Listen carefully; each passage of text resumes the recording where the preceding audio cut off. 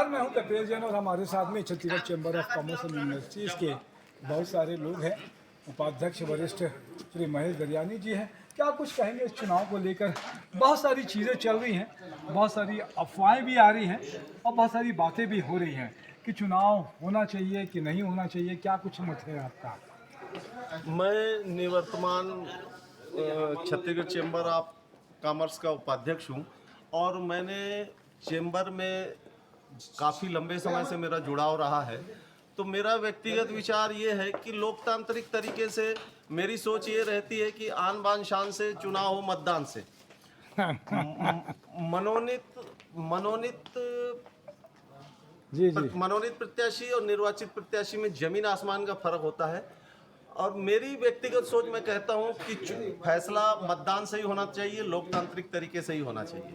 बहुत अच्छी बात है। तो जो बातचीत जो चल रही है और भी समझौते की, तो उसमें अपनी व्यक्तिगत राय आपकी ये है कि चुनाव होना चाहिए। 27,480 जो मतदाता है वो अपने मत का प्रयोग कर सकें, उनको उन अधिकार से वंचित नहीं करना चाहिए। बाकी तो पर्दे के पीछे बहुत सारी बातें हैं। मैं तपेश जैन, नरेंद्र ठाकुर साहब ने जय जोहार, जय छत्तीसगढ़।